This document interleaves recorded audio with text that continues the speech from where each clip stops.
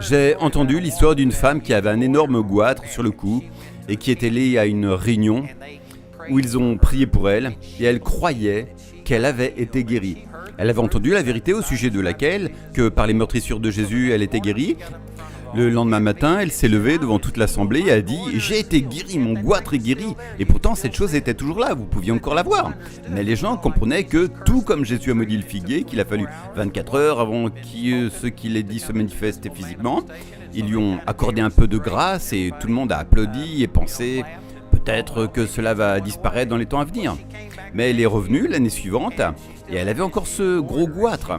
Et elle est montée devant tout le monde, elle a dit « C'était il y a 1 an ce soir que Dieu m'a guéri de mon goitre ». Et tout le monde a trouvé cela étrange, mais personne n'a rien dit. L'année suivante, elle est revenue et a dit « C'était il y a 2 ans ce soir que Dieu m'a guéri de mon goitre ». Et les gens commençaient à s'inquiéter. Alors ils ont parlé à la direction et ils ont dit « Il faut dire à cette femme qu'elle ne peut plus se lever et témoigner qu'elle est guérie si de toute évidence elle a encore ce goitre ». Donc la direction l'a convoquée, lui a dit « Tu ne peux plus donner ce témoignage parce que nous voulons être précis. Tu es une hypocrite, tu dis que tu possèdes quelque chose que tu n'as pas ». Quoi qu'il en soit, cette femme ce soir-là est allée dans sa chambre et a dit « Dieu, je sais que tu m'as guéri ». Je le crois, mais ces gens ne peuvent pas croire que quelque chose se passe tant qu'ils ne le voient pas. Peux-tu, s'il te plaît, enlever cette chose pour qu'ils puissent y croire ? Et le lendemain matin, elle s'est levée et il avait complètement disparu. Et elle s'est levée et a dit « Je vous l'avais dit que Dieu m'avait guéri ». Maintenant, ce n'est pas tout à fait correct à 100%. Nous devons faire en sorte que cela se manifeste et ne pas simplement en faire une confession. Cela doit être quelque chose de vrai. Mais le principe est que vous devez être tellement convaincu que vous êtes guéri, que vous ne vous concentrez plus sur vous-même, que vous ne pensez plus à vous-même et que vous pouvez simplement laisser cela de côté, adorer Dieu pour qui il est et vous réjouir avec d'autres personnes qui sont en train d'être guéries et louer Dieu pour cela.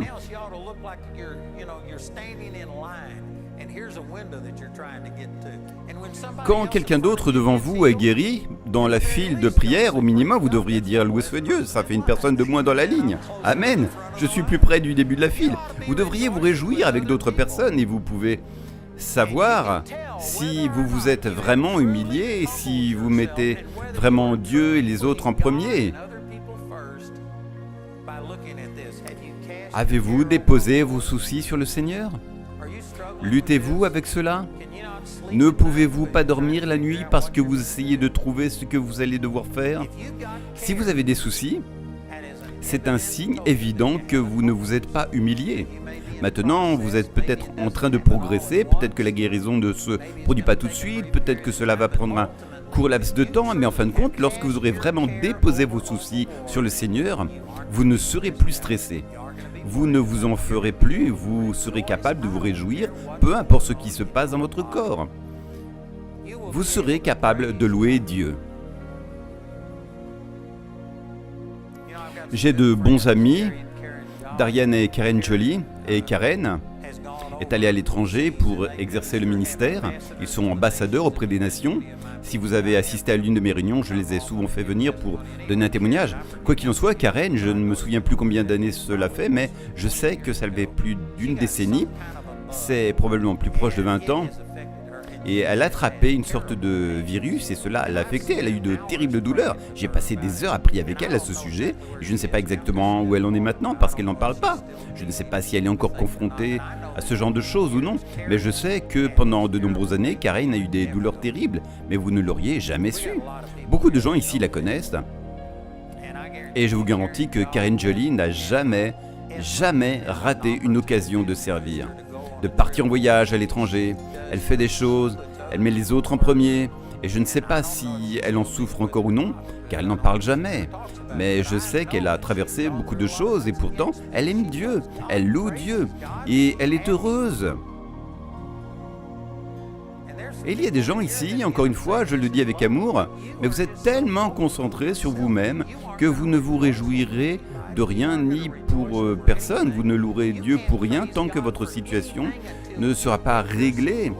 Et vous êtes tellement centré sur vous-même que vous ne laisserez tout simplement pas la puissance de Dieu passer à travers vous. Vous ne pourriez pas prier pour quelqu'un d'autre. c'est un énorme obstacle à votre propre guérison. Vous devez apprendre à vous humilier sous la main puissante de Dieu. Et vous devez apprendre à mourir à vous-même. Et comme nous l'avons vu ce soir, lorsque vous trouvez la joie dans le Seigneur, que vous viviez ou mouriez, ce n'est pas si important, ce n'est pas si grave. Je ne veux pas décourager qui que ce soit, et je ne dis pas qu'il faut aller se suicider. Ce n'est certainement pas ce dont je parle, mais je dis que vous devez en arriver à un point où vous aimez tellement le Seigneur que, comme nous l'avons vu ce soir, penser à le voir serait merveilleux. Et je sais que quelqu'un ici pense, c'est facile à prêcher, mais impossible à vivre. Savez-vous que j'ai été touché par le Seigneur le 23 mars 68 ? Je suis tombé amoureux du Seigneur. J'étais un pharisien, je comptais sur moi-même et je pensais que Dieu me devait quelque chose parce que je vivais plus dans la sainteté que quiconque d'autre. Et ce n'est pas une déclaration orgueilleuse, je ne connaissais tout simplement personne qui vivait aussi saintement que moi. J'ai 75 ans, je n'ai jamais bu une goutte d'alcool, je n'ai jamais fumé une cigarette, je n'ai jamais dit un mot vulgaire en 75 ans, et je comptais sur ma bonté. Et puis Dieu est intervenu, et j'ai vu sa miséricorde et sa gloire, j'ai vu sa sainteté, et en comparaison à la sainteté de Dieu, toute ma justice était comme un vêtement souillé. Et honnêtement, je pensais que Dieu allait me tuer. Alors j'ai commencé à confesser tout ce que j'avais jamais fait ou que je pourrais faire. Et j'ai passé 1h30 à me confesser devant les dirigeants de l'église, devant tous mes amis, avouant quel hypocrite j'étais. Et à la fin, je ne savais pas ce qui allait se passer, j'étais allongé sur le sol, et au lieu du rejet ou de la punition, l'amour de Dieu m'a submergé. Et pendant 4 mois et demi, j'étais plongé dans la présence de Dieu. Émotionnellement, je ne savais pas grand-chose, c'était juste une expérience émotionnelle. Puis l'émotion s'est estompée, j'étais enrôlé et envoyé au Vietnam. Mais vous savez quoi ? J'avais goûté à la bonté de Dieu, et j'aimais tellement Dieu que j'ai passé 13 mois au Vietnam à demander à Dieu de me ramener à la maison. J'étais prêt à aller avec le Seigneur parce que je pensais qu'on ne pouvait pas vivre au niveau spirituel que j'avais atteint. Je pensais que la seule façon de revenir à cet état était de mourir. Et donc j'ai honnêtement passé 13 mois à demander à Dieu de me laisser mourir. Et j'ai failli mourir 2 fois en une journée. Et j'ai découvert que je n'étais pas aussi enthousiaste à l'idée de mourir que je le pensais. Et j'ai compris que j'allais devoir, d'une manière ou d'une autre, survivre au Vietnam. Alors je me suis plongé dans la Bible et j'ai commencé à étudier. Mais saviez-vous que j'étais l'assistant d'un aumônier ? Il était aumônier protestant, mais en un sens, il donnait les derniers sacrements à tous ces gars. Il avait un poste de combat si proche de la frontière laotienne que nous, sur cette montagne, pouvions voir les camions de l'armée vietnamienne roulant sur la piste de Ho Chi Minh, mais c'était hors des limites et nous ne pouvions pas leur tirer dessus. Mais c'était si près du Laos et au milieu de nulle part. Et ces gars-là étaient exposés à se faire attaquer. Il était probable que tous allaient mourir. Alors ils ont fait venir l'aumônier pour qu'il fasse un dernier service avant leur mort. J'étais l'assistant de l'aumônier et je suis allé avec lui. Et nous étions dans un endroit plus petit que cet auditorium. Il y avait environ 100 gars sur cette base. Et en quelques heures que j'étais là, j'ai compté 175 obus de mortier qui ont atterri à l'intérieur de notre périmètre. Et les gens mouraient tout autour de nous. Et vous pouviez voir les tirs de fusil venant de la colline.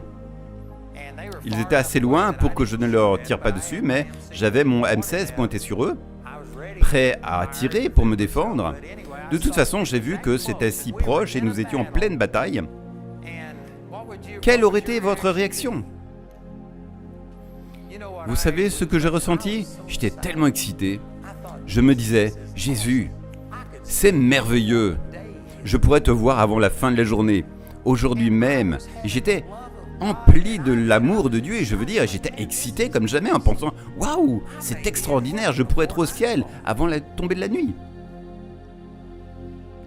Je sais que certains d'entre vous pensent que je suis bizarre, mais je trouve bizarre d'être tellement centré sur moi-même. La vérité, c'est que nous avons ces promesses.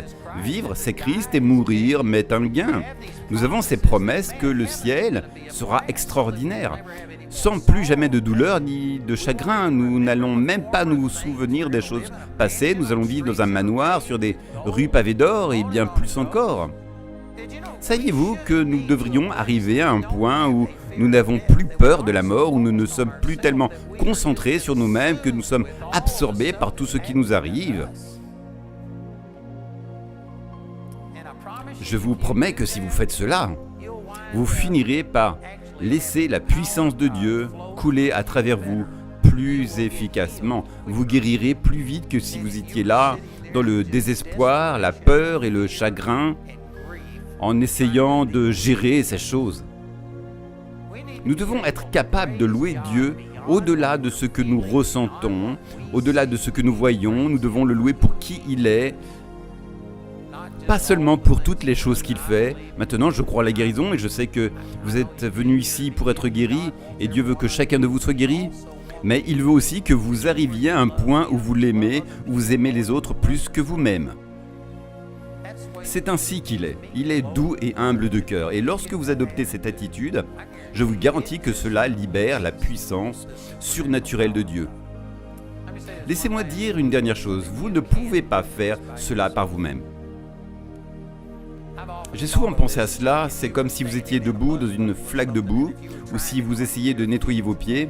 Vous pourriez enlever un et le nettoyer, mais comment nettoyez-vous l'autre ? Vous auriez besoin de quelqu'un pour vous sortir de là. Vous ne pouvez pas mourir à vous-même par vous-même. Il faut une rencontre surnaturelle avec Dieu. Pour moi, cela s'est produit lorsque j'ai vu mon hypocrisie, à quel point j'étais religieux et pharisien. Et le 23 mars 1968, j'ai pris la décision que Dieu était plus important que moi. Je me suis humilié et je ne peux pas dire que je l'ai fait parfaitement, mais c'est là que j'ai pris cette décision et vous savez, cela fait maintenant 56 ans que je marche dans cette voie. Et le Seigneur continue de me confronter à mon égocentrisme. Certains m'ont déjà demandé, après avoir entendu cet enseignement, pourriez-vous juste prier pour moi et chasser l'égoïsme de ma vie? La seule façon de chasser l'égoïsme de vous, c'est de vous tuer. Et alors vous n'aurez plus jamais de problème avec l'égoïsme.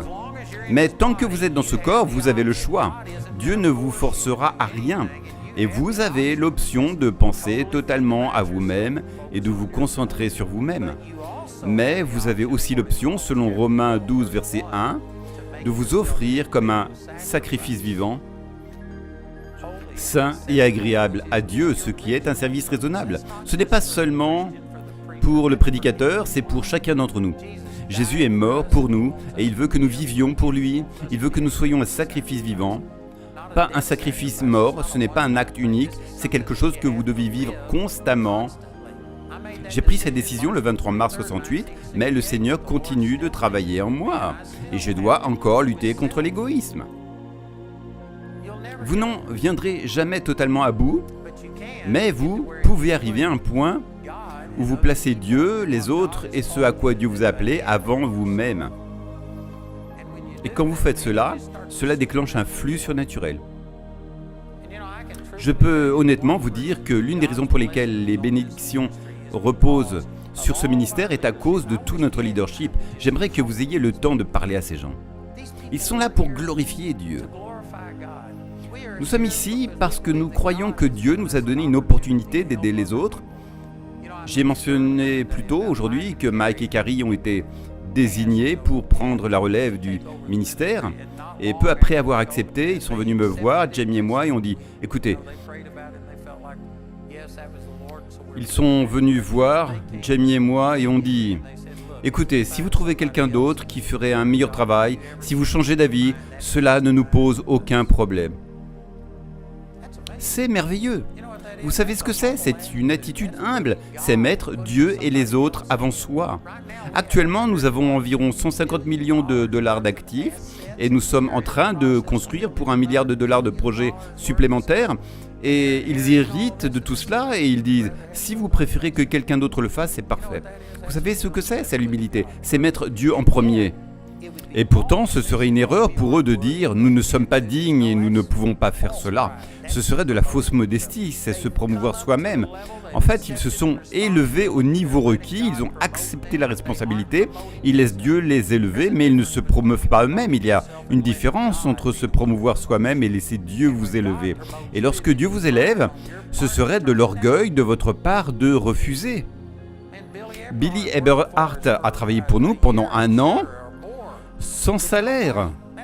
En fait, j'ai découvert ce soir qu'à son arrivée ici, ils ont remorqué sa voiture parce qu'il l'avait garée au mauvais endroit. Je ne savais pas tout cela jusqu'à ce soir. Et voici cet homme qui est très prospère, qui a toutes ses entreprises, qui est venu ici pour être une bénédiction. Et c'est ainsi que mon ministère le traite. Et il a travaillé pour nous pendant 1 an sans être payé. Et finalement, mon conseil d'administration a dit « Il est temps que tu sois payé. C'est incorrect que tu diriges un ministère sans prendre de salaire. » Alors, il a accepté. Ils lui ont donné une augmentation l'année dernière. Mais il ne l'a pas encore prise. Ils lui ont offert, mais il ne l'a toujours pas accepté. Tu sais, tu peux regarder toute l'équipe, comme Andrew Wirtz ici, il travaillait dans le ministère. Et nous avions un gars qui essayait de détruire mon ministère, qui a appelé des partenaires pour leur dire que j'étais du diable et que j'étais une secte et d'autres choses. Andrew Wirtz était sous sa direction et entendait toutes ces choses négatives, mais ensuite, Jamie a vraiment ressenti qu'il fallait intégrer Andrew Wirtz à notre équipe de direction. Et quand Andrew Wirtz est entré et a commencé à siéger dans notre équipe de direction, il a réalisé que ce qu'il entendait sur nous n'était pas vrai. Ainsi, en Angleterre, lors de l'une de nos réunions, il est allé parler à Billy et à Mike et Carrie. Il a mis son emploi en jeu. Il était avec nous depuis 15 ou 16 ans, je ne sais plus. Bref, il était avec nous depuis longtemps. Et il a mis son emploi en jeu et a dénoncé ce gars. Et si nous ne l'avions pas accepté, cela aurait été la fin d'Andrew et Jeremy. Pourtant, sais-tu qu'il a mis le ministère avant lui-même? Aujourd'hui, il est chef des opérations. Et tu peux passer en revue toute l'équipe. Notre louange est dirigée par Chandler. Et Daniel était celui qui dirigeait notre louange. Mais ensuite, il a senti que Dieu le poussait plus vers le ministère de guérison. Et il a élevé Chandra pour diriger notre louange. Et vous n'avez peut-être pas remarqué, mais Chandra était sur le côté ce soir, juste à jouer de la guitare en arrière-plan. Et elle a laissé d'autres personnes diriger. Elle a laissé Daniel diriger. C'est comme ça que ça fonctionne.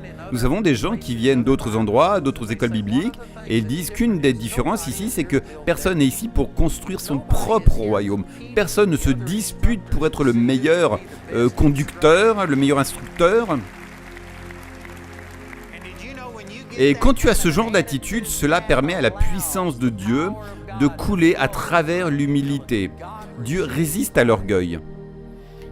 Mais il donne la grâce aux humbles. La grâce est la faveur de Dieu imméritée, non méritée. C'est tout ce que Dieu est mis à notre disposition sur une base non méritée. Et mon ami, quand tu t'humilies, tu reçois la puissance surnaturelle de Dieu. Ce soir, je veux m'appuyer là-dessus. Aujourd'hui, nous avons vu une comédie musicale et je veux vous encourager à aller au-delà de vous-même. Vous devez détourner votre attention de vous-même. Cela ne veut pas dire que vous allez refuser une guérison, que vous ne croyez plus et que vous n'acceptez plus la vérité. Mais vous allez glorifier Dieu, vous allez commencer à adorer Dieu et à le louer parce qu'il est digne d'être loué. Que tu l'aies vu dans ton corps ou non. Et je te le dis, quand tu commences à louer Dieu, je crois que cela est une force pour arrêter l'ennemi. C'est ce qu'il est dit dans le psaume 8. Quand tu commences à louer Dieu, ainsi, Satan, qui est un égocentrique, focalisé uniquement sur lui-même, qui a toujours voulu recevoir l'adoration qui est due à Dieu, ne le supporte pas. Et les démons fuiront. Il y a des exemples bibliques de cela. Et quand tu commences vraiment à louer Dieu, non pas parce que tu répètes ce que quelqu'un d'autre a fait, mais parce que tu aimes vraiment Dieu plus que toi-même et que tu le loues, Que tu aies vu une guérison en toi-même ou non, tu glorifies Dieu. Quand tu fais cela avec un cœur pur, cela te transforme complètement. Et je peux te promettre ceci, tu ne pourras jamais surpasser Dieu en générosité. Si tu donnes à Dieu la louange et l'adoration et que tu commences à le louer, Dieu ne te laissera jamais le surpasser. Quand tu commences à agir avec foi envers lui, à le glorifier, je te garantis que Dieu te bénira en retour. Tu seras plus béni que tu ne le béniras lui. Donc je veux juste t'encourager ce soir. Cela ne semble peut-être pas encourageant, mais ça l'est. C'est en fait merveilleux de simplement arriver à la fin de toi-même et d'atteindre un point où tu dis « Dieu, si tu ne peux pas me défendre, si tu ne peux pas t'occuper de cela, je ne vais certainement pas essayer de le faire moi-même. À moi la vengeance, dit le Seigneur, je rendrai justice. Déchargez-vous sur lui de tous vos soucis, car il résiste aux orgueilleux, mais il accorde sa grâce aux humbles. » Amen. Je veux encourager notre équipe de louanges, comment les appelles-tu? Ministres de prière. Je veux les inviter à venir ici. Et si j'ai touché un point sensible ce soir, tu dois répondre. En réalité, tout le monde doit répondre à cela. Personne n'est parfait dans ce domaine. Mais certains d'entre vous n'ont même pas pensé que c'était une bonne chose. C'est une nouvelle idée pour toi de penser qu'il est possible de penser à quelqu'un d'autre que soi-même. Tu peux louer Dieu avant même d'avoir ce dont tu as besoin. Tu peux louer Dieu parce qu'il est bon simplement et tu vas le louer pour qui il est. Si c'est nouveau pour toi et que tu n'as pas encore réagi à cela, tu pourrais venir ici et t'accorder avec quelqu'un en disant que tu veux t'humilier. Tu dois t'humilier. Amen. Que Dieu soit loué. L'Épître aux Romains, chapitre 12, verset 1, dit de devenir un sacrifice vivant. Et le problème avec un sacrifice vivant, c'est qu'il ne cesse de se retirer de l'autel. Ce n'est pas une décision que l'on prend une seule fois. Tu commences une première fois, mais ensuite tu dois le vivre chaque jour de ta vie. Et je te le dis, c'est vraiment extraordinaire. Quand tu atteins le point où tu n'as plus besoin de te défendre. Le fardeau n'est plus sur toi. Le fardeau n'est plus sur toi pour être guéri. Tu vas simplement glorifier Dieu et commencer à l'adorer. C'est en fait une manière formidable de vivre. Pendant la période du Covid, tous nos dirigeants de la ville, les commissaires et le département de la santé étaient assis juste ici. Et nous étions tous dans cet auditorium. Ils étaient en train de me critiquer, de dire des choses horribles à notre sujet. Je me souviens de ce commissaire qui s'est levé et a dit « Tu n'as aucune intégrité, tu n'es qu'un... » J'ai oublié les mots exacts, mais je me souviens de « aucune intégrité ». Et il m'a vraiment attaqué et il s'attendait vraiment à ce que je réagisse. Et savez-vous comment j'ai répondu? Je lui ai dit « Écoutez, j'ai été critiqué par des personnes bien plus importantes que vous. »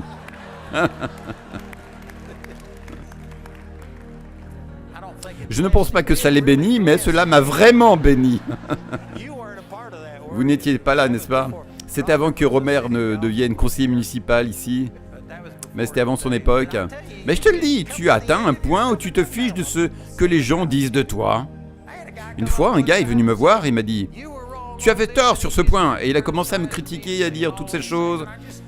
Et je l'ai juste interrompu et je lui ai dit « Qui est mort et t'a fait Dieu ?» Il m'a regardé comme s'il ne comprenait pas ce que je voulais dire. Je lui ai dit « Tu n'es pas Dieu, je n'ai pas besoin de te plaire. » Il s'est offensé. Et j'ai dit « Je ne me soucie pas de ce que tu penses. » Il a répondu « Tu devrais. » Et j'ai dit « Je ne m'en soucie pas. » J'ai dit « Tu n'es personne comparé à Dieu. » Et je dis que la seule personne à qui je dois entièrement dépendre, c'est Dieu. Tant que je sens que je fais ce que Dieu me dit de faire, je me fiche de ce que quelqu'un d'autre pense. Les seules personnes qui te décevront jamais sont celles sur qui tu te reposes. Ne te repose sur rien d'autre que les bras éternels et tu ne seras jamais déçu. Amen. Encore une fois, tout le monde pourrait dire « J'avais besoin de ça. » Et tu sais, je dois me rappeler qu'il n'y a qu'un seul Dieu et que je ne suis pas lui. Tu dois te dépasser. Tout le monde a besoin de cela à un certain degré, mais je sais que Dieu parle à certaines personnes ici. Tu étais tellement absorbé par ta situation, tellement concentré sur toi-même, que tu ne l'avais pas réalisé. Mais tu étais totalement dans l'orgueil. Tu étais centré sur toi-même. Et Dieu t'a parlé ce soir et tu n'as jamais traité cela, donc tu dois te repentir. Et encore une fois, nous pourrions tous recevoir cela à un certain degré, mais je parle aux personnes pour qui cela a été un problème majeur. Dieu t'a parlé ce soir et tu dois t'humilier. Si c'est toi, je veux que tu te lèves là où tu es. Et nous allons prier pour toi maintenant.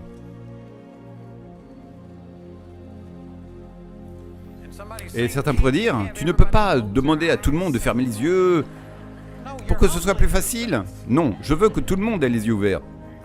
La tête haute, pour que tu ressentes l'humiliation maximale.